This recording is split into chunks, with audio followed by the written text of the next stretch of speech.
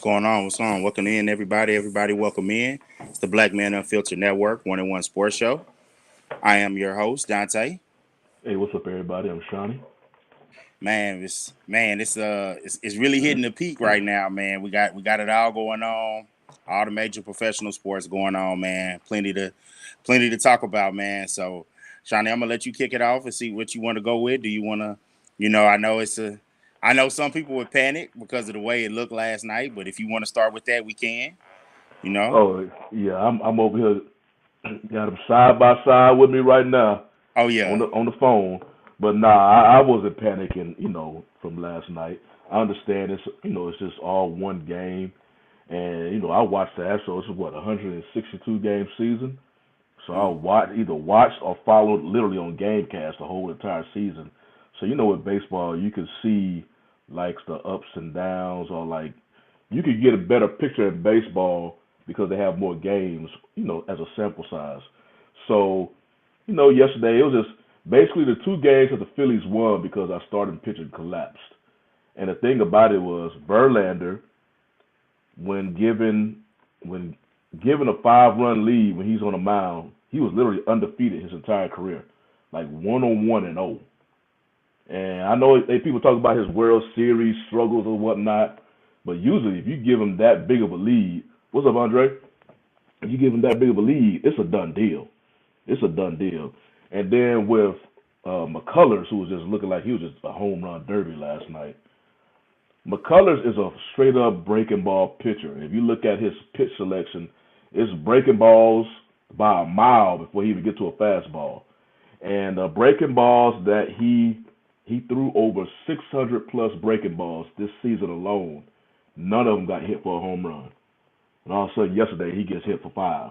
I think one of them was a fastball, but he gets hit for 5. So I think if I can remember, I think that must have been the worst game in his career. But, you hear analysts say that he was tipping pitches and whatnot. And dude, I'm like, dude, if you tipping pitches, there's really nothing you can do. It's they just looking at you. You could tell by the way the Phillies hitters, 5 of them out the 9 got a home run off of him. Yeah. And when he was throwing his breaking balls, they was just sitting on it. They was just waiting. They knew it was gonna break, and if it's breaking a zone, they was just taking a hack, a super hack. So both games they lost was totally uncharacteristic from the starting pitcher that was on the mound that night. But it is what it is, man. You got to move on. Thankfully, it's only one game, and got to move on now to see if they can try to tie the series up 2-2 tonight. Hopefully they can.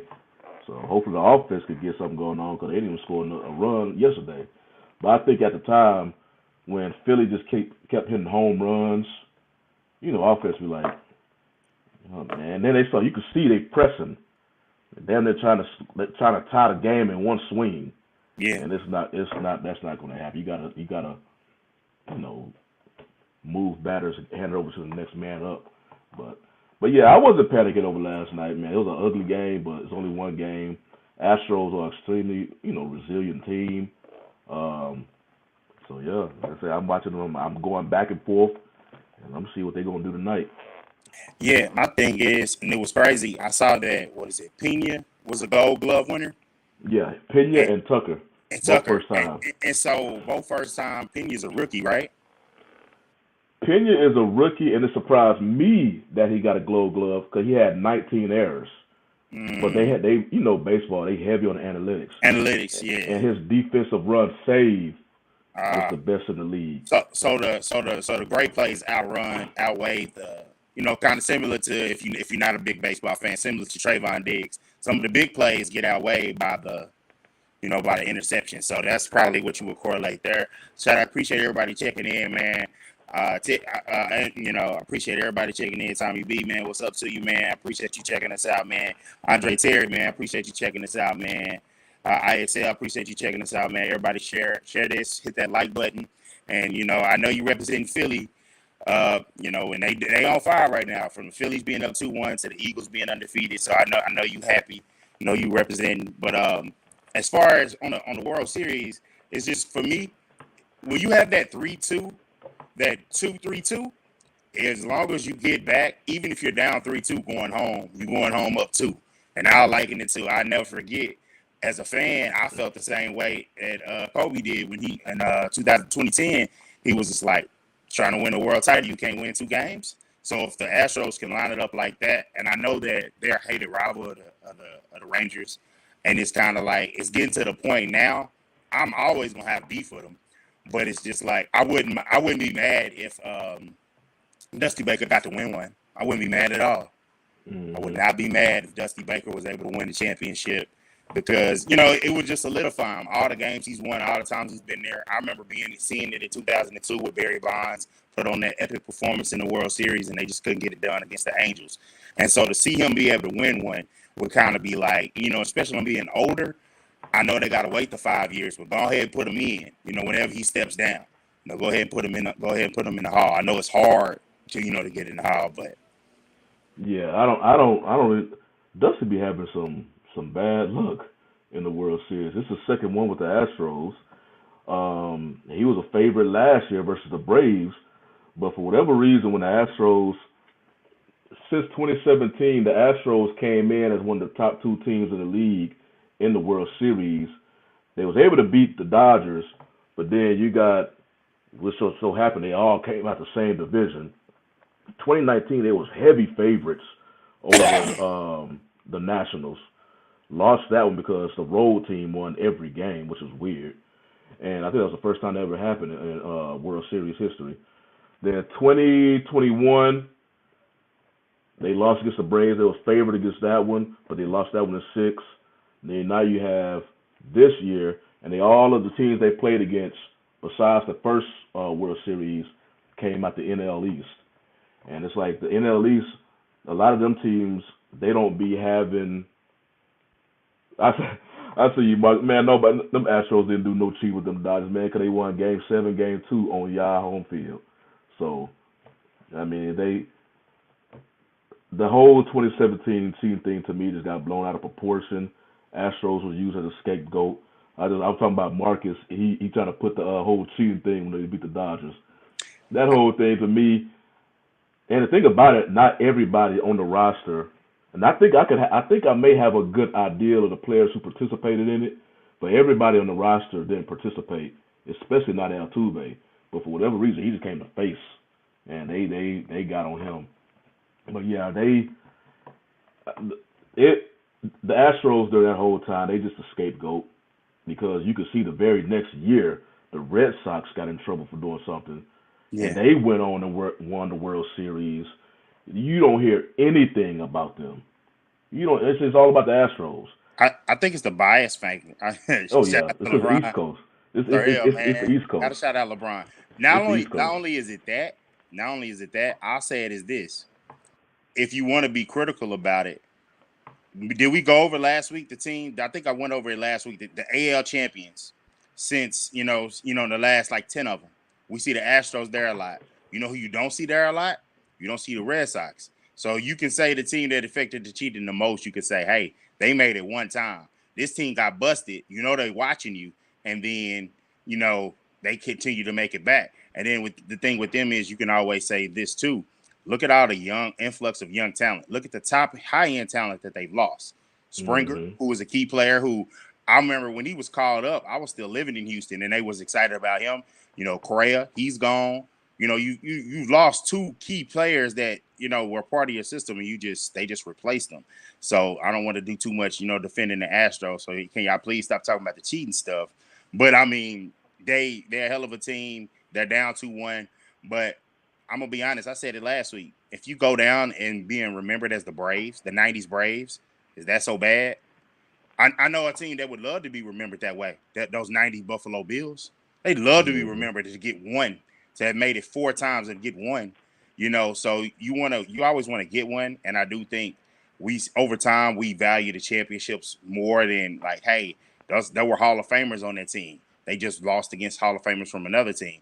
More than likely, the Astros are losing the Hall of Fame level players, great top end players. Like if they were to lose this, and I don't want to put it out there or jinx it, you got a guy in Bryce Harper that was, he hit the majors at 19. He was on the cover of Sports Illustrated at 16. he was looked at as like the LeBron of baseball. And if you go back and look at it, he's got 2 MVPs. He's got 2 MVPs. And he's going. He's going for if they win it, if he has enough production, he'll be World Series MVP. Which and that's about the only thing that he can do to separate himself from the shadow of Mike Trout. Because you thought the way they hyped him up, you would have thought he would have been Mike Trout. But Mike Trout just once in a lifetime type of player. I mean, if you be honest about it, so is Bryce Harper. So it's an amazing player. They're on a run, and that's the thing. Baseball is a sport, in which some people say momentum is a thing, some people don't. When you go on the streaks and you make the playoffs on the last day, you take that momentum and you run through and you make it to the World Series. It's got to be something. It's something. This is my third time seeing the momentum in baseball is real. Like I said, this is the third NL East team that the Astros has faced in the World Series. They were favorites in every single World Series against the Nationals and these Phillies. They were huge favorites, and then the Braves, they were just favorites. And they came in all of the World Series like one of the top 2 teams. But all 3 of those NL East teams just got in through the skin of their teeth. They made like some move during the trading deadline, and they started picking up steam. The Phillies and the Astros, the last series they played in the regular season, they played against each other. The Phillies clinched a playoff berth game 1 against the Astros. Then Verlander dominated them game 2 and whatnot, but I guess they already had their, they already had their position in the playoffs. So yeah, it's baseball, because I witnessed it at least twice, hopefully not a third time. Momentum carries you. And a lot of time in baseball, they play now that it's a series, because you remember that wild card used to be one game. Okay, then they go to the division series, but now they got a whole 3-game series, and you saw it in the division series the first game or so, how the teams who didn't have to play the wild card series, it was kind of rusted a little bit. You saw that against the Astros versus Seattle. Yeah, wow, What's going on, Poppy? What's going on, Marcus? I appreciate y'all, man. I like the fact that the Astros window, they say they went to 6 consecutive ALCSs, and what's this, the fourth World Series out of 6 years. They almost made it in 2020, that COVID year, but Jordan, he got hurt. That's when he had surgery on his knees, so he wasn't available. And they was down 0-3 against Tampa Bay, and they came back and tied it up, forced a game 7, and barely lost that game. And I think that's when Altuve, for whatever reason, he looked like he had the yips or whatnot from throwing a ball. But yeah. What's going on, world class? I see a Ravens fan in the building. Appreciate you. Yeah. I see them. When we get to the NFL, 'cause I know they made a big trade, and there was another trade. Yeah, we might as well get to it now. World Series they playing right now, so that we already got them out the way. But on the NFL, going crazy. Which was surprising, because again, I'm gonna put this out there. I am a Cowboys and a Texans fan because of my roads or whatever. And the 2 teams just happen to be, they'll have try to discuss a potential trade for the Texas receiver Brandon Cooks. Now, the interesting thing about that is when the Texans originally got Cooks, I believe, did they get Cooks from the Rams? I believe so, because I believe it was his career arc went Saints. I think it went Saints. Did it go Saints, Patriots, Rams? He's a good receiver, but he keeps getting traded. Yeah. And when he came to the Texans, he was like, "Man, I don't want to be traded no more. I just want to." He just want to. At the time, that first year, that was in 2020. That's when the Texans just traded Hopkins, so it was between him and Fuller. As any time the number 1 receiver with Watson, and at the time he didn't want to be traded, but now it went 180 because now he's on the team that's pretty much an expansion team again. And I think the whole thing with them, the Texans and the Cowboys, Cooks is owed like $18 million, and then they also was going by draft picks. Mm-hmm. And I think I saw something like the Cowboys, they was able to come a compromise with the draft picks. It was the $18 million that that was the hookup, the hang up between the Yeah. two organizations. And for whatever reason, I don't know why the Texans try to really play hardball with Cooks. Cause now you got Cooks. Now he's not happy with the team, and you don't have anything for him. And You you could have have got cap something space. for him. Exactly. You have cap space. My thing is with the Texans, you have cap space that you can give them a break. And you can give them a break. You can get another pick because the pick at this point, from what I heard from, I think it was Bobby Belt from 105.3, he was just like, what did he say? It was going to be a 3 escalators that could go to a 2, and I'm pretty sure the escalators would have been reasonable. And so, if you do that, you get another dart to throw at the board. You still have the Browns that at any given time, they are a 2 or 3 game losing streak away from you having a really good pick along with your pick. You're seeing right now, obviously, Davis Mills is not the guy. He can be a backup for whoever you draft this year. And it's like you got it ready-made. For what I've heard, I don't know how much you checked it in. I've heard someone that had more knowledge. They were like, look, Laramie Tunsil has been playing pretty good. Shout out to you as well, Sir Hale Speaks, man. Appreciate you, bro. Appreciate it, man. Appreciate that, man. Appreciate that. Really do. And I want to say, what's the guy he went to HBCU? Was it Alabama State or Alabama A&M? I can't remember which one. Titus Howard. He plays right tackle. Oh, A&M. I want to say A&M. Okay. Yeah, and okay, so you have him playing right tackle. You have Termo left tackle. Look, man, you find guards all the time in the middle rounds, or you have bread. Go ahead and pay, get the interior right, and go ahead and be ready made for a quarterback. Yeah, you wouldn't have a receiver, but receivers are becoming while you're paying them. You're paying them. What's going on, Mr. Bennett? Appreciate you, bro. While you're paying them, he's loving it right now. Oh, he's loving it. While you're paying them, you also have the opportunity to say, you know what? There's a couple guys coming every year. If he's not special enough for me to pay, let me draft another one like the Titans did. Titans got rid of A.J. Brown. Not mad at him. What's up, going on, Heat? Appreciate you checking us out, bro. I don't have a problem with what they did. It's just you have to find the right guy that fits what you want to do. And the Texans can find a receiver, but it didn't work out. At the end of the day, the Cowboys are going to play that spin, and they're going to say, we like our guys, or we ran out of time, whatever. They're gonna come and spin it to us, just like they spin it to us. And now they were right. I give them that credit because I want to say next week everyone will have played 8 games. So I kind of want to do like some halfway stuff, and I'm gonna have to give some apologies to the Cowboys front office, just a few. Some of them I'm still not happy with, but I think overall at 6-2, the way it started 0-1, if you would have told me I'm gonna put you in a cryo sleep and you're gonna wake up and the Cowboys gonna be 6-2 at the bye, I would have took that bet. I would have took that bet. I would have bet the house, and I would have lost it because they did it. It was improbable, but it happened. They have a chance to make a run because I'm not gonna lie, the NFC kind of sucks. Outside of the Eagles, the Eagles at the top, the Cowboys are 6-2, the Giants are 6-2, and I think that's fake. I think that's fugazi. I think by Thanksgiving, and the Vikings, they 6-1. And the Vikings, and they 6-1. So I don't know what's going on in the NFC. I mean, I don't know. I know the 49ers are coming. Because speaking of trades, they pulled off the Christian McCaffrey trade. I don't know if we got to that last week because we had that's a hell of a trade right there. That was a great trade. Only thing I'll say about that trade is it's making the strength better. But I saw somebody tweet, an NFL person tweeting. He was just like, they made a move, but it didn't affect anything that they needed to get better at.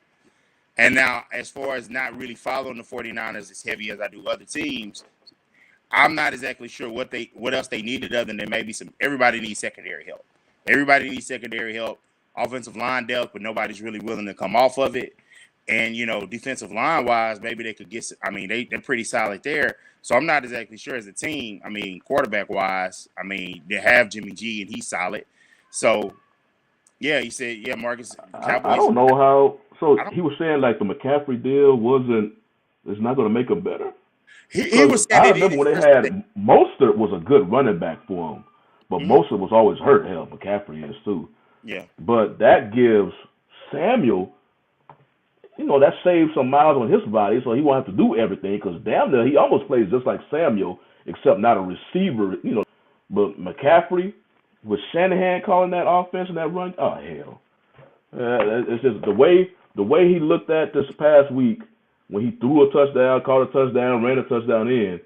Minus a throwing part, you're gonna see McCaffrey be putting up numbers like that on a week-to-week basis. I think you're gonna see him as a hard weapon to stop. And I will say, as far as matching up against other teams in NFC, I think if they played the Eagles or the Cowboys, I think they both give them a difficult time just because of how physical they can be. And it's really all about their health. It's really all about their health. They always get injured the worst time. Well, I'm with you. The Dolphins, with what they did, with getting adding Chubb, and I can't remember, it was a running back they added as well. Oh, they added Jeff Wilson. They added Wilson, and I think he's gonna be a difference maker. The head coach of the Dolphins used to be the offensive coordinator for the 49ers. He's gonna put him into that system, and quiet as it's kept. Next week, I might save it off for next week. I think people kind of owe Tua some apologies. I think they owe Tyreek Hill some apologies, and I think they owe Patrick Mahomes some apologies because it's looking like the Chiefs didn't want to pay Tyreek Hill what he wanted to get. But they forgot the rule about a great quarterback. A great quarterback can make other people great. And so he's still making it happen and still near the top of the AFC. And the numbers that Tyreek Hill is putting up I think he's the number one receiver in the league. And you have the speed factor with Jalen Waddle. The only thing, and I'll get off the red about the Dolphins, is everyone got on the Cowboys about, oh man, Cedric Wilson lost too. Can we notice how Cedric Wilson's not really doing anything in Miami? He's not doing a thing because he's on my fantasy squad. Now he's not giving me a damn thing. And that's something that sometimes you need to acknowledge. Sometimes quarterbacks have rapport with certain guys, and they can make other guys better. I'm not going to say which quarterback that could be because, that gets controversial. But it's just like, hey, he was a player that you can find and you can replace. So that's all I'll say about Cedric Wilson. I wish him the best. But as far as other trades, speaking of the Ravens, them picking up Roquan Smith to help their defense, because the defense is something that you would think that's the strength of the Ravens. Not in 2022. Not in 2022. So Roquan Smith playing next to Patrick Queen, I would like to see. I'm interested to see how that goes. I want to see how that secondary continues to develop and if they can play, because they're 5-3, but they could easily be 6-2. Some people could say 7-1, depending on some of the games played. But I'll be generous and I'll say, hey, they could be 6-2. They've blown some games. Like, they shouldn't have lost to the Giants. The Giants is the one that's like, hey, they really blew it. But they made a trade to get better. The Eagles, speaking of them, they didn't make it at the deadline, but they made a move for Robert Quinn. And so what I will say is it's a it's a 50-50 type of deal. You could say, hey, he was playing on a bad team. That's why he only has one sack. And he's going to be in more pass rush situations with the Eagles because they're going to be up in games. What you can also say is he didn't have a lot of pressures either. And it's one of those deals where when he was with the Dolphins, he had fell off and he wasn't doing well. He came to the Cowboys playing alongside of DeMarcus Lawrence, got 11 sacks, and went and got the bag from the Bears. Now, he had a monster year, first year with the Bears, down. Next year with the Bears, 18, 19 sacks. Yeah, 18, 19. The year before, he didn't have very many. And he's a hot and cold guy. He's also a guy that's been Defensive Player of the Year. I think it's just I think just the fact that he would be on a strong contender team. That's gonna bring something. He ain't gonna have no cold. And that move, and it's the second move that the Eagles have made. Two big moves. One getting AJ Brown, and now I just forgot his name. Robert Quinn? Yeah, or Quinn. Gardner-Johnson. I mean, really, Quinn. Quinn, the big ones. Yeah. And the Cowboys did nothing at both of those time frames. They did nothing, and they still trying to hold set to their roster. And what I'm hoping that is not with the Cowboys roster. I didn't see them because I'm basically just taking 1 week at a time with the Cowboys because I didn't see their roster having them start off the season like this. Mm-mm.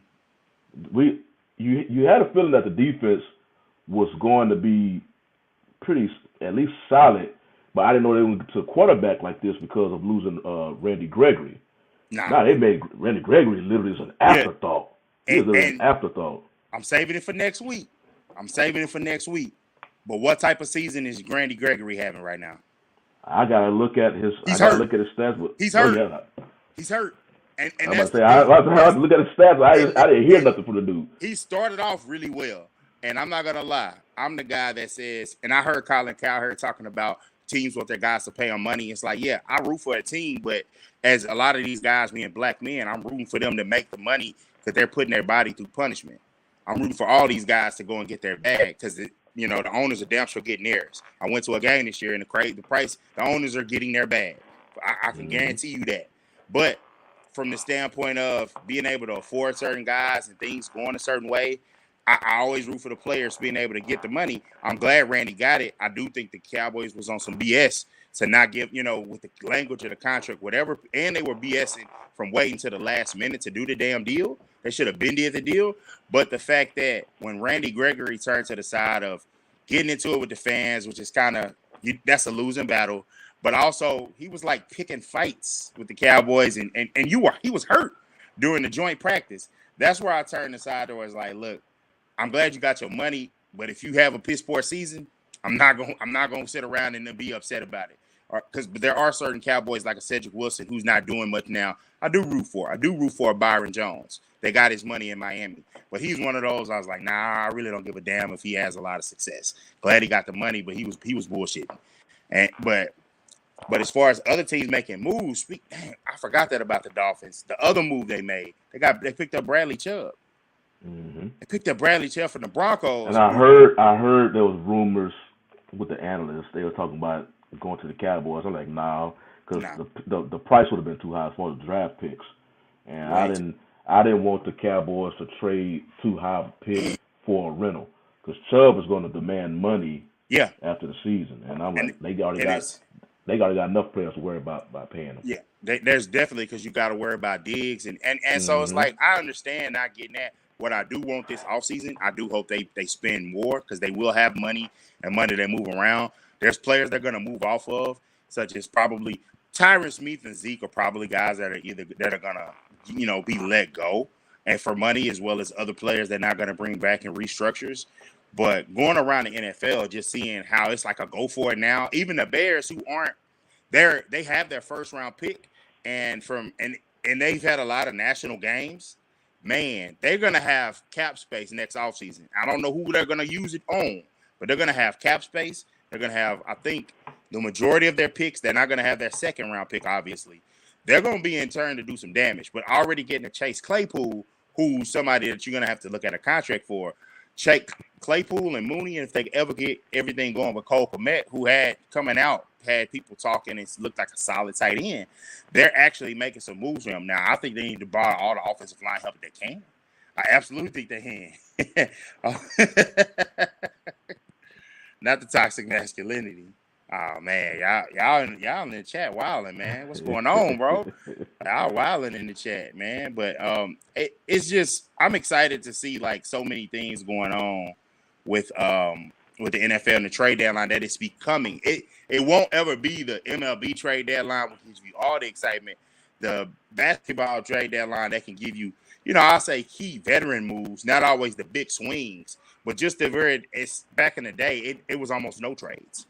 It was almost no trades, but to see that it evolve and the NFL becomes like, hey, if this guy's not happy, let's get rid of him. That's what I think is going to happen with the Texans. They're going to hurt the value of Cooks is he's going to want to go in the offseason. He's definitely going to want to leave. Mm-hmm. And so they're going to hurt that value a little bit for them to be able to get possibly a second. That's going to hurt.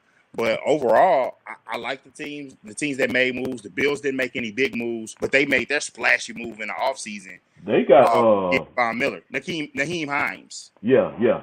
So I think he's a good pickup for him. I think he's a good pickup for him. Especially as much as they pass. But I will say this. Buffalo's really exciting to see. They have got to stop letting Josh Allen. Mark this down. If they don't win the Super Bowl, they don't make it to the Super Bowl. One of the reasons I think is because they're going to have one of those Josh Allen drop back 52 times. And then he ran at 10. You can't have that much on his shoulders. Now, I don't like the Cam Newton comparison, but if you want to look at the parallels of the career, look at how many times he was throwing the ball and carrying it, and then look at where he's right now out of the league and done. That will be Josh Allen if they don't slow down. They can't fully do it this season. But in the next offseason, they have to make a concerted effort. Because I know people say, and that's been a debate, here in the Metroplex and Dallas-Fort Metroplex about, Dak, are you paying him $40 million? You just paying him the handoff? You paying him anybody that wins? You need look at the stats.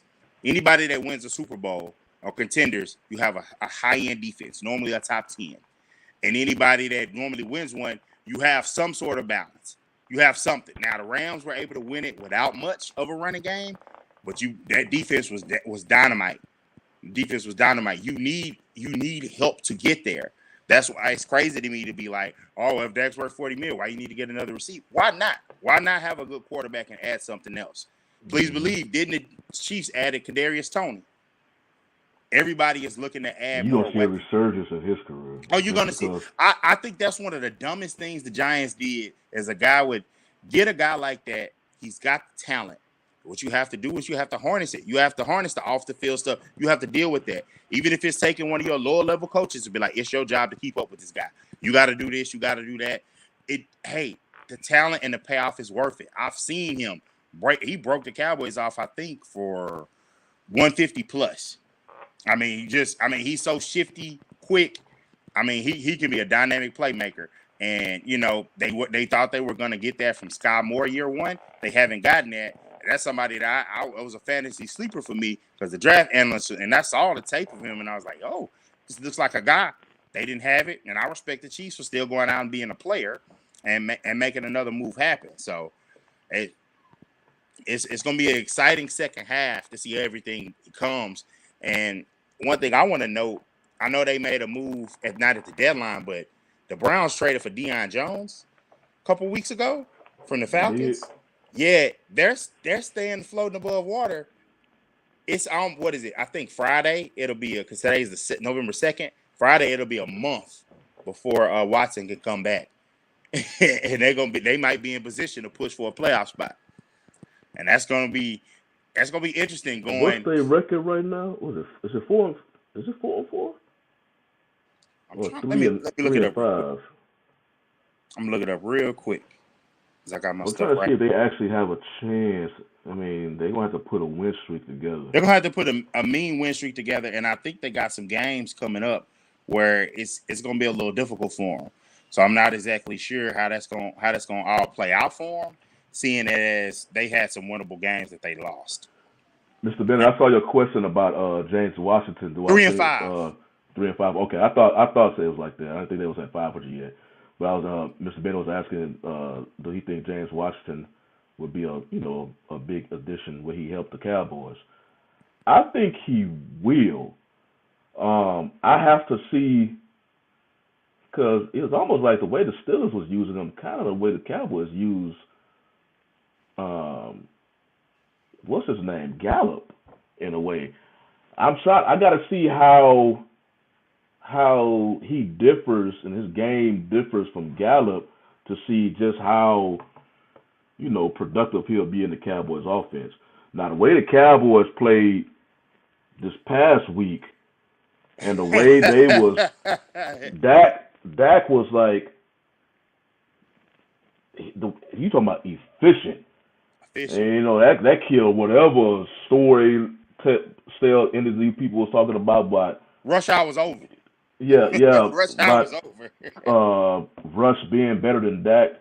Nah, you saw it, and the way he was just getting the ball out, and he wasn't trying to get deep. He was just taking like these 7 yards to find somebody in the middle, hitting his tight end. The way he was doing that, hitting Gallup, I think Washington will be a nice addition because they do need receiving help. It just all depends on how Kellen Moore will use him in the offense with any receiver. It just depends on how they can get him the ball. I'm trying to see because his game, Gallup is a little bit better, I think, getting yak than Washington. But what I know, they Washington both got downfield speed. guy. He's not a burner, but he's a guy that gets downfield and make plays. Yeah, and no different than Gallup. It's like they kind of Yeah, and only thing I say with him is I've heard some of the Cowboys people been like Gallup was getting outplayed. I mean, not Gallup. Washington was getting outplayed by Noah Brown in camp. But I'm like, he was getting outplayed by him. I wasn't extremely enthusiastic about him. But what I will say is Mr. Bennett being an AFC North guy, this is the second AFC North guy to mention something to me about James Washington, because I got my buddy that's a Ravens fan was like, hey, he said, not even God can help the Cowboys. Can he help the Giants? But we just asking questions, Poppy. You know, the Giants, you know, they don't worry, y'all gonna get another L on Thanksgiving. But they lost my train of thought. But they always say that, hey, he told me, hey, Washington is somebody, he's a player. He's like, that's a sneaky good move. Just watch on it. Now we haven't been able to see it. I've heard that he feels like he's getting close. So if he can come and play, I think that would be cool as far as a depth receiver. And I just want to see what he has, because with a better quarterback, as we saw this past week, I was thinking also, well, the Cowboys didn't score that many touchdowns, did they? I was thinking, well, they did to get some help from the defense, and I was thinking about it. No, they got the touchdown from Micah Parsons. That was amazing, but they scored 40. They scored 42 of those points offensively. Mm-hmm. And you know, Pollard, man, for the Pollard truthers and for the Zeke lovers, that was a tough game. That was a tough game to just see it like without Zeke, without saying, because normally you could say it's a Zeke guy. You could say, well, Zeke's softening the defense up. They're worried about him. When Pollard's in the game, he's making all that damage because Zeke's on the bench, and they're not worried. They think he's gonna pass. That excuse is out the window. And for you to see the level of explosion and acceleration, it's amazing. It's amazing to see him. One thing I will say is, while I can see clearly right now at this point in their careers, he is the better back. But you got to give them both the football. They're both useful. Don't bring up the, oh, man, Zeke's a better blocker. I mean, you only need that on one down. Send Pollard in a route. If they come and blitz, pitch it to him, he can make a play. Like, you have to use both of them. And I would love to see them both healthy for a playoff run. With this defense, I would love to see them both healthy for a playoff run. Yeah, I think they both can complement each other, you know, because you saw that in the game. They still trying to keep Pollard at that 14. Right now, I think that's his career high in carries in the NFL. They saw him. They were getting creative with their, you know, they have Lamb back there. So if you're going to stick with getting Pollard 14 carries, you damn sure going to need Zeke, because you need to still run the ball, because Pollard looked like I don't even think Pollard wants that traditional workhorse carrying load and whatnot. I think he is happy with his 14 carries. So I'm like, if that's how y'all gonna use him, keep Zeke and keep doing that duo running back committee, because Pollard, in the way I think he has sometime there, he I don't know if he took himself out, and that's the thing. I don't know if he took himself out or it was the game plan. I think it's the game plan, the rotation, because they were mentioning on the radio today, and they were saying, like, if you sign him, if somebody else signs him, because he's 25, he'll be 26 next year, you're getting a 26-year-old running back at his prime with a lot of tread on the tire. Hold on, man. Hold on. Bobby said, show respect. We won the Super Bowl in 2008, 2012, which means we got 2 rings in the past 14 years, 2 different decades. Hey, man, I respect that. But what I will say is, with those 2 championship rings, that's beautiful. What have you done since? Because everyone loves to talk about 95, but when other teams win Super Bowls at a later period, we don't really talk about that. I'm talking about the here and now. So I'm talking about, this is the first time y'all shown life since 2016. Congratulations. But, you know, you still lost to us with Cooper Rush. I'm not buying the Giants. If they beat the Cowboys, they beat some other. They beat the Eagles. Matter of fact, beat the Eagles. That'll impress me. Help me out too, but that'll impress me. Because I'm still not buying the Giants hype. I do think Brian Daboll is gonna make it dangerous in the NFC East. I think the NFC East is gonna turn back. I know they haven't run since you haven't. No, I think of my driver's license 2003. You know, if we want to be, you know, and they wasn't winning that then. So if we're gonna be honest, as a Cowboy fan, I'm not the super Kool-Aid guy that's gonna tell you, hey, we about to do this, we about to do that. He said 2010 is not a decade. Hey, man, Mr. The chat, they on your ass, Poppy. But, like, nah, man, I don't want to get into that, man, with the Giants, but I appreciate them being better and being competitive. But I do think, before we get off the NFL, before we get to the college, before we get to that, appreciate you, Marcus, and checking in. I appreciate you being patient, bro. But, yeah, man, no problem. Man, did you see that about the Daniel Snyder finally gonna cave and sell the team? Notice how it leaked that he was gonna sell the team. Right, and later on in the day, feds investigation the financial books, because it's like you survived the thing with the women on the airplane on the plane. You survived the thing where the sexual misconduct situations that you had that happened more recently. You survived that. Now you got the report coming from the woman that was going to report with all the misconduct that's been going on. Are you talking And about you've the been Washington hiding money. Commanders? Is that what you're Yes, talking and about? you've Yeah, been they yes, owner. and you hiding money from the team, from the other owners, and then you threatened them. Nah, bro, they had to get him out of there. They had to get. He knew what time it was. It was you versus us, and so he got to go. And I've heard little tea leaves about Jeff Bezos buying the Washington Commanders. What's up, last game? That dude. Matter of fact, we was talking about them in my job today. How they was trying to ask how much money Jerry Jones has. I was like, he has a lot of money. I think he's worth like, I don't know, $8 billion or something like that. But somewhere in there. Compared to Bezos, oh hell no. Nothing. Dropping it. Bezos got big money. It's like the owner for the Clippers compared to all the other NBA, all the other. That's Jerry Jones. No, no, 20 billion. I think was Steve Ballmer. That's how much he was worth when he bought the Clippers, and that's why he's worth more now. He's probably worth more. Wow, Jerry.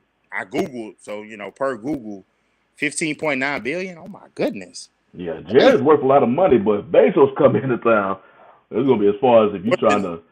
You can't Bezos he ain't gonna be able to outbid him. Nah. But Google, it's no Ballmer and NBA is in the same boat. How much? 125 billion. Oh yeah, that's a whole different. You can't outbid him, and the man didn't. I want to say I can't get the whole backstory. I can't remember the whole backstory, but he bought the Washington Post, so he's just gonna have all of Washington. They're gonna change that damn city name to Bezos. Man, that is just. I mean, he has an insane amount of money. I hope if he does become the owner, they'll change that name again. I don't like the Commanders. I actually like them better as the football team. I don't mind the Commanders. The problem with the Commanders is the way you rolled it out. The way you rolled it out. I think the rollout was terrible. I think if you come with that name, actually, since they rushed and changed it to the football team, if they change that name in, let's say, 2012, and they come in with a rollout and a build up like the Cleveland Guardians did, and they build it up, I think it's fine, because Washington, D.C., what's the main thing you think about? You think about commander-in-chief. You think about that kind of situation. So if you had the Commanders and you don't have a goofy mascot, you're fine. But you got these goofballs. I mean, most Washington football fans are goofballs, So they, you come with that kind of goofy stuff. And it's always personal. It's a love-hate thing because full backstory, my grandfather was a Washington football fan. And I want to say he has my mom lost it. She had an old a little onesie, a Washington football onesie, and she would put it on me and my brother. I don't know what happened. I was gonna put it on my daughter and put it on my son just because it was tradition. But he would call after every game, and he would be like, y'all got us. He would make that long distance call after every game. 5 minutes after the game, phone call. So when we beat them, that's always special. I want to say he passed away in 2004. And but Washington, as great as they were in their heights, and for them to fall so low and not making money, it was time for Snyder. They failed when Snyder became owner. How long he been owner? For almost 20 years? They haven't done a damn thing since he's been owner. They haven't done anything but him run behind Jerry Jones, and then you're emulating somebody that's in the midst of a historic championship drought. So you're doing the wrong thing, and at the time when he was mimicking some of the things the Cowboys were doing, they were doing some awful, terrible things. And then you had when they caught up in the reason why Gruden's fired, because I got a friend who's a Raiders fan, and he was just like, man, I think so. That whole email that's thing. the reason why I lost my coach. Yes. So you caught up. They caught up between so many things, and it's like, this is terrible. Just it was ridiculous. It was time to get him up out of there, man. Mr. Bennett, what's going on? What's good, gentlemen? Appreciate you. Yeah, I'll be able to make it on tonight. Jump on last minute. What's good, Marcus? How are you? Mr. Bennett and Marcus, I guess I'll just ask y'all to see what direction y'all want to go. If y'all had anything else to say about the NFL or this latest NBA news with y'all favorite team in Brooklyn. They just I would say, they in the news for everything except winning games. I don't know. Before you leave the NFL, I did post about James Washington. The only reason I brought him up was because when he's with the Steelers, they basically tried to make him like a possession receiver. Mm-hmm. And really, when he was at OSU, he was like a deep ball threat. So really, he could be your post guy going downfield if he's healthy. That's the only concern, if he could stay healthy. But I think he was misused in Pittsburgh. But I think he's got a lot of ability, and certainly him and Mason Rudolph, that was like a home run duo back in college. He thought it would have worked those times, especially when Ben Roethlisberger was out and Rudolph was in the game. But they just never. I don't think they ever used him effectively. So I think if you can use him the right way, I think he can be a valuable asset for you going forward. But you got to send him downfield. He can go by guys. He's deceptively fast. He can go by guys. So that was one. Second thing on the NFL, certainly had about trade, but you talk about the name of the team, the Commanders. I never felt that, but someone had put out a while ago, they should have named them the Red Tails. After the Red Tails, I forgot about that one. You know what? If they would have did that, I'm pretty sure you would have heard people having an issue with that. Possibly, but you're in DC. You're 80% African American population, so certainly would have been with the base. That's another way to galvanize the black folks, because what I heard is, and I've seen it. I've seen that a lot of people from the Maryland, the DMV area are Cowboys fans, and what I've heard is the racism of the organization turned black people off, so they rooted for the rival, and so that turned them off, and then the Cowboys had success. And so I think that would have been a way to galvanize them, because you thought you had the black fans back when you had RG3, and then you screwed that off. Right. Because that was scary. That was absolutely scary what he was doing, and especially the way the league ended up becoming. They were ahead of the game. They just mess up after mess up. Facts. But that was my two. One last quick one that you can go on to wherever you want to go to if you want to talk about Brooklyn. But again, feel bad about with the Migos, with Takeoff dying. What I just heard today was, you guys know I'm a big boxing fan, and clearly, that one. Or Stevenson was part of that crew that night, and so he's very fortunate that he's still alive, because that bullet was not too far away from him. So. But it's just another lesson. I mean, it's like, why is it that, he's a young, a star in the making? He could probably be arguably the pound for pound best in the ring. One, why you're there. And second, those guys are older. Why are you even letting him be there? Because nothing happens good after midnight. And there's certainly nothing ever good happens at a crap game after midnight. So they should have sent him home. He's a new father as well. So he don't need to be in those environments. But, I guess he looks at those guys as like his big brothers or whatever. But as a big brother, it's like, look, you got to go home, bro. I mean, I don't know if you saw the clip of Deion Sanders when he was addressing his team at Jackson State. Yeah. He was mentioning how you got to change your address. Same thing to that young boxer, man. You can't hang out with that group no more. Right. You try to prove greatness in your sport. Deion kept his team out and said, y'all ain't going nowhere. You're staying right here. Because you never know how things can go. It's just the climate. You got to read the room. And that's sad, man. And I know we got a lot of NBA, and then we got some college football to get to.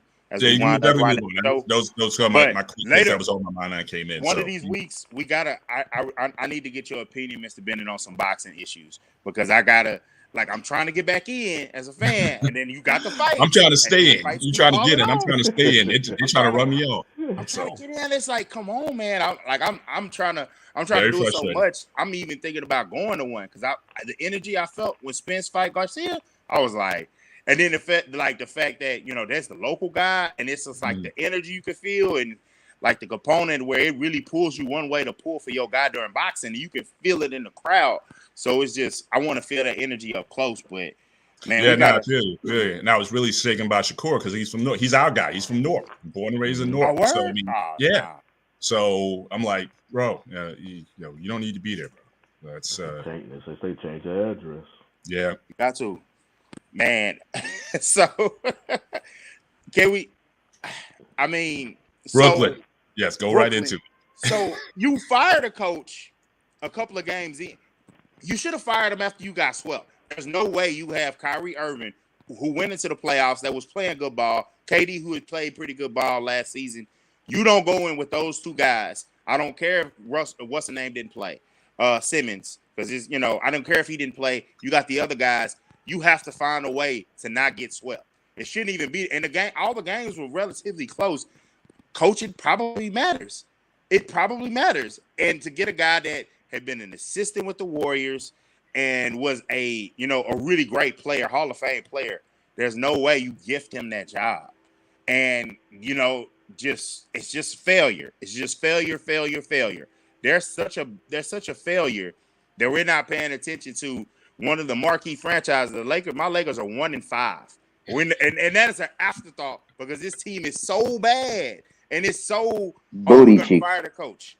We're gonna fire the coach now, and then you're gonna go get Udoka, but with Kyrie I had it pulled up about the anti-Semitic remarks, and then all the things going around. How's that for your PR? So you got a guy being said he's been giving out anti-Semitic remarks, and then you're going to bring in a guy who a lot of the women's groups are going to be upset about because of his coaching. Matter of fact, before the show, they said he donated. The most dysfunctional team in the NBA right now. Yeah, Kyrie donated 500. He had to donate him and the Nets each donated 500,000 for two organizations because they came when they came and said courtside. I said, oh yeah, they got to do something. But the fact that suspension, it's like the tea leaves said, and everyone said the reason why they didn't outright fire him because he would have been the Nets coach tomorrow. Whoever's tip that was true. So every time we say sources aren't right, no, that was true because as soon as they fired Nash, that suspension was a Celtics suspension. They said, "Nah, we're bringing in Udoka on. We're bringing him on," and I don't blame him. Year one, he took those guys to the finals. He's a pretty good coach. He has his issues.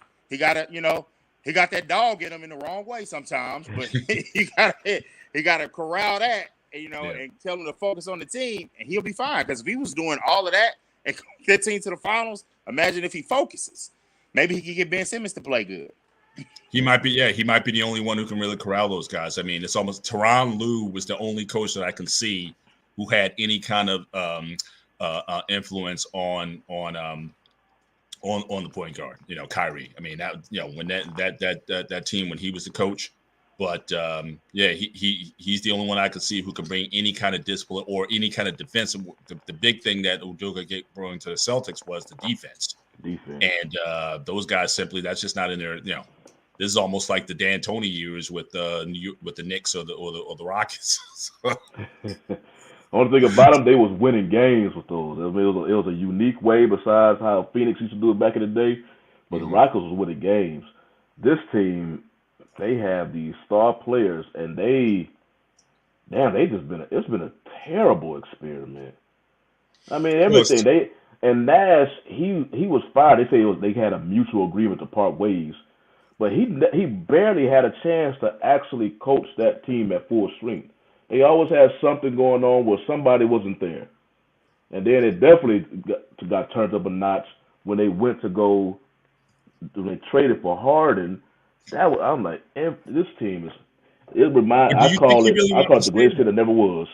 Do you think he really wanted to stay though? I mean, who would want to? No, it's like 5 games in, and you got an anti-Semitism controversy from your guy. I mean, who wants the headache? I mean, I get Nash, it. I think he's relieved. I think he's right now that's what I'm thinking too. So I honestly think it probably was more mutual than him getting fired because I mean that's nobody. Just too much personalities, and they just not like what you were talking about the postseason last year, Dante. They lost that series because they was doing too much damn one-on-one. Just one-on-one. They was just like no ball movement. It was just. KD tried to do something. There was no pick and roll. There was no team offense. There was none of that, man. And facilitating nothing. Boston was already an excellent defensive team. Now you just want to play one-on-one. The ball just sticks right there. Oh, hell, they make it easy. They gonna lock you up. That's why he got swept. Yeah. I had that question for y'all, for you gentlemen on the panel, because I was thinking, do y'all think that maybe the Lakers might try to go for Nash as an assistant coach, potential head coach, maybe? He can. I mean, I don't see no problem with an assistant coach. Uh, They got some other issues right now. now I'm gonna They tell need you what some they're going players. after. I'm gonna tell you what I'm going after because I listen to a lot of Lakers information. Obviously, I've been hearing that part of the reason that they didn't trade Westbrook because I would have taken that. But I would have took either that Buddy Hield and Buddy Hield, Miles yes, Turner deal. I would have took absolutely. that deal, especially with Miles Turner basically petitioning to get traded to the Lakers now. I would have took that deal right before camp started, so Westbrook and that energy wouldn't even been around. But what I've heard is Victor Wembanyama has led to teams wanting to, and we haven't had this in a couple of years, to wanting to really tank. Even though they changed the lottery the way it is, teams are wanting to tank, and they're thinking that they're going to be beneficiaries.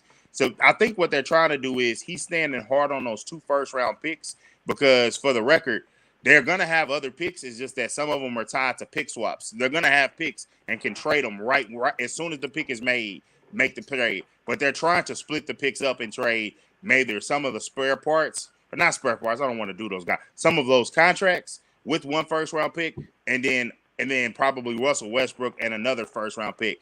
And for another, they're trying to do 2 deals because if you do 2 deals and you bring back 4 players, you could probably really, really make a difference. Okay, I excel. I will say this. Kyrie Irving is one of the most skilled basketball players ever, but he's also one of the most biggest enigmas.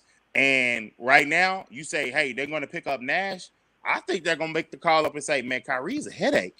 You want to go ahead and send him to LA? That's what happens when you get a flat earther. That's what happens. You get a flat earther on your team. Hey, flat earth or whatever. I'm doing bad. I got 5 losses already in 6 games. I'll take them. We already got a circus. Why but not?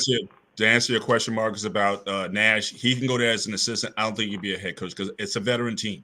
I think, as a young coach, as a really still a freshman coach out, I think he'd do better with a younger team. But you got too many old heads over there. LeBron basically runs the Laker franchise over there. So I think that's the problem here. You had 2 veterans who thought they ran the franchise. Same thing here. And unless you're going to get a guy who's going to command some respect, I don't think he's really going to be that effective over there. So I would say no.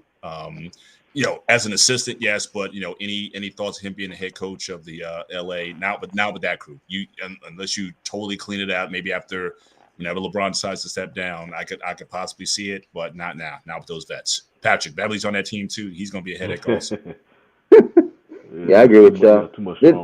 They might as well put LeBron to be a head coach at this point since he's already on the team. Coach. Yeah, absolutely. Nah, I like what Ham. I like Ham. I just think that he needs better talent. Yeah, he needs talent he needs talent that fits. And I do think I know they keep putting out there that the Lakers were offered Bojan Bogdanovic, Rudy Gay, and I forgot his name, Mike Conley, and they was offered that for a trade for the Westbrook and the 2 picks. But I need to see, from what I've heard on the Lakers end, they're putting it out there to make them, to be like, hey, that deal was out there. Look at what Bojan got traded for. He didn't even get traded for a first-round pick. I think he got traded for Kelly Olynyk's contract. So his value in the league was crap. And you wanted me to trade 2 first-round picks, and he was the center of the deal. So it's just like, Rob Pelinka, I got a lot of gripes with him, but he's in a position, you're damned if you do, you're damned if you don't. So whatever trade he didn't make, and unless he gets, something spectacular, which is highly unlikely with these 2 first-round picks, he's going to get ridiculed for that trade. It's not about him being wrong. I mean, to answer Black Man's question, it's not about wrong. He's a distraction. Yeah. Bottom line, either through this, it's one thing or another, and he's had a history everywhere he's been, and so at this point, you don't have the currency or the cachet. The only championship you got was because LeBron was there, who carried you to that. You hit the final shot to beat the Warriors. Granted. But basically, LeBron was clearly carrying that team. But you, as a main person, you've been a distraction to everybody. And so, for that reason alone, you do need to shut up and play basketball. But obviously, that's not going to be him. And the Nets, they had the opportunity to cut ties from over in the offseason. They didn't. Yeah. And we 5 games in, and you already got this major stuff going on. So especially liability. And especially, I can't speak on this because I'm not Jewish. It's no different than if somebody says something that was offensive to the black community, they can't tell you what is and what's not offensive. You offended the black community, so you gotta make it right. Kyrie said something that offended the Jewish community, and it looked like instead of initially apologizing for it, he was defending it, or going back and forth with that media member. You know how Kyrie feel about the media. He looks down on them, so he ain't gonna let that media get the best of him. And like Mr. Bennett says, every single year since he left Cleveland, it's been something with Kyrie. What they say about when you're in a relationship, if you gotta put some deposits to your spouse. If you keep taking withdrawals out, somebody gonna get pissed off. Well, that's Kyrie. Kyrie don't put enough deposits in to act up. Basically, he always takes something out. If it was just this situation, I think it would go over. But again, it's like, man, what's next? You just don't know. And then every year, be prepared for his 2-week sabbatical that he's going to take around the All-Star mark. He goes, I don't feel like playing. I need my mental health break, so I'll be away for 2 weeks or whatever. So the team was never the gel because of that. Mm-hmm. My biggest thing is IXL. I know you said that he, like F the media or whatever about the comments and he's so skilled and nobody can guard him. What I will say is this: as much vitriol and as much bipolar as you can be, it can be about the way they talk about LeBron James. I wish we would look at that critically about Kyrie Irving. And if you look at it, whenever he's led a team, it's never really been as successful as you would like it to be. With the Celtics, he was dangerous that first part before he got hurt with the Celtics when he first got there. But after that point of time, it's been downhill since then.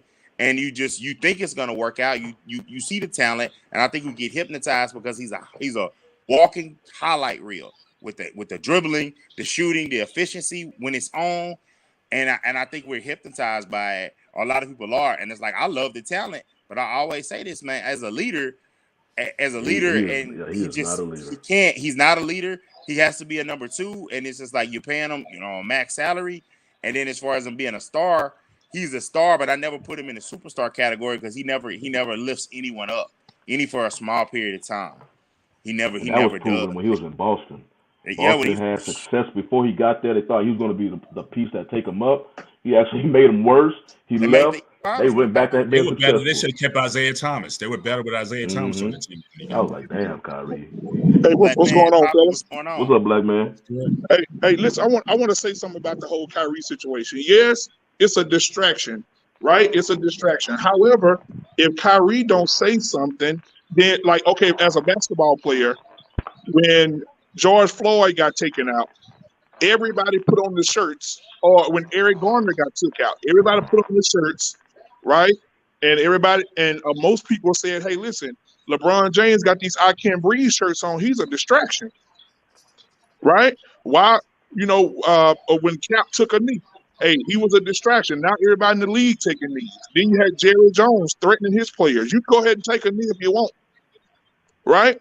Because they felt anything that you stand for is a. Now, if you look at Kyrie and what he's saying, if you really sit down, Kyrie was I know this ain't gonna be sexy, ladies and gentlemen, but Kyrie was right about the jab, right? Because even if you go look at commercials now, there are commercials running right now saying, listen, if you got the jab at this certain area and your heart's failing and you having some internal issues, please call 1-800 this number, right? So he was right about that. You talking about Pfizer, right, Black Man? Huh? You talking about Pfizer pushing all those commercials? We can't, Mark. You can't see. Oh, my bad. I apologize. But yeah. So he was right about it, right? And what it can cause, what it can do to the body, and then you have to also look at what he's talking about right now. Like a lot of people are getting on Kanye, a lot of people are getting on Kyrie. Ice Cube had his words to say the other day, but he talked about it for the longest. He talked about those people that Kyrie and Yeezy talking about. He talked about them in the 90s, how they messed over their money, how they gave them a bad contract, how they run the music industry, how they're messing over black people, how they're getting rich and being famous, making black men talk about violence against women, violence against kids, violence against each other, and they're making money off of it. Matter of fact, Ice Cube posted 5 years ago on his Twitter, he posted black men on their knees with a table on their back had all those people that they're talking about sitting around laughing, counting the money. So everybody knows it. I just think that Kyrie's to a point where he feels like, hey, listen, if something happened, I guess I'll be the voice of reason. And if you don't think for 1 minute that LeBron feels this way, but he ain't gonna say nothing. Westbrook, he ain't gonna say nothing. Like all so that's all I have to say about it. And that's the thing. And that's the thing. I would agree with all that. But again, where's his capital though? Does he have again, did he get a ring on his own? I mean, again, LeBron could go into Miami and put the hoodies on after that young boy got killed in Florida, or deleted in Florida, because again, he was a champion at that time. Trayvon Martin. There's a time, Trayvon Martin. So there's a time and a place. And again, as far as the thing with the jab, I didn't necessarily mind his stance on the jab. Other players did, but again, he came into it. Him and KD had an agreement that, look, we're gonna put this thing together, and it felt like he kind of backed out. He kind of backed out of the commitment that he made to him. So to me, that was more like they came together and said, hey, let's go get this ring together, and they had an understanding, and then he backed out. So again, it's not to say it's not about again being right or wrong. Again, sometimes there's a time and place, or at least be upfront about what your intentions are. And when the times when he takes off, when he decides that he needs to get a mental health break, look, everybody else is there is playing, and you're not there. So again, you have no time to jail as a team. This is not an individual sport. If he was a tennis player, he can do whatever he wants. That's what I was Kyrie, man. But hold on, real quick. What I say real quick, I know it's 8:10. We got to go ahead and get closing remarks. What I say to close in on that Kyrie situation is this: you can say things and it can be 100% true. Your delivery matters, and who you are as a person matters, and the clout you have. And I will say, I don't want the guys to shut up and just dribble the basketball. I agree with him on the vaccine. You shouldn't have to get it. I think it was wrong, the rules. There's no way in hell if the vaccine and the season starts on March 31st and the vaccine mandate is in place. Because what happens in March 31st? What happened in March, Mr. Bennett? The Yankees are about to play. There's no way in well Aaron Judge wasn't going to be on the field if he didn't want the goddamn vaccine. There's no way. So yeah, and they don't have enough cachet in New York yet. So and they're not the Yankees. The Yankees are the Yankees. So I feel like he's made some points. But on the other point, there are people in power, and it shouldn't be a problem for you to say this person or this group of people have a certain amount of power. They own a lot of things. Google is free, and for you not to be able to say, hey, they have a lot of power. Jay-Z almost got canceled for saying for saying a certain thing. Hey, they own a lot of property in America. They came after him, and it's like, that's wrong, and that's a conversation that should be had. Appreciate you, Black Man, for bringing that point up. Appreciate Mr. Bennett and everybody on the panel for talking about it. I appreciate it. We need to, I like topics like that. I guess we need to figure something like that out for next week. Yeah. Because it was similar to like the baseball topic that we did last week. We were supposed to talk about that. Just like the first I wanted, since 2005, where you haven't had any African American players. Exactly. But I like that topic. Matter of fact, man, Dante, we just go ahead and put that in the notes, man. Those are like two good topics that we can discuss because they both of them are deep. But I agree with just what Mr. Bennett said about. Cause I know a lot of the individuals Black Man brought up, they was just that, individuals. They don't really, it's just them. They could stand out. Yeah, they got their little entourage, but they could stand out and say, "I'm gonna do this." It's completely different with the team aspect. That's with the whole vaccination thing that Kyrie, yes, I support you 100% if that's your decision, but you're a part of a team. And like Mr. Bennett said, it was you and KD who y'all were the masterminds behind this. Them boys came together because of y'all two. And now you like, the vaccine, I don't want to take it. Cool, that's your individual right. But now you letting your team down, and you saw what happened from that. So it's the same thing with this latest thing. LeBron and the other guys with George Floyd, they was responding to something that happened. Kyrie just came out, and like, dude, you can't be a distraction right now, man. You got so much that you kind of been distracted. Your team that was supposed to be a super team has been just flat out horrible.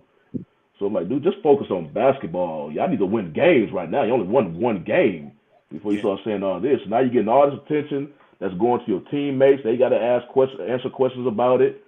And hell, they just want to win games because they're not talking. And apparently they're not talking and they're not winning. But he go make these comments and I'm like, damn, man, just leave that alone for right now. You can say that in the off season. Right now, let's focus on basketball. You know what it is, man? This guy, Kyrie Irving, hell of the basketball player, man. Love watching the man play. I can't even front him there. But I'm ready to trade that nigga for a soda pack or something, man, at this point. God and why damn, you, Poppy, why would you want to trade him? Because he's such a skillful basketball. Like, somebody wrote that he was the most skilled basketball player ever, and he quite can be. But why would you want to trade him? Because, man, like I say, man, when that man playing, bro, I ain't gonna lie to you. I love watching the man play.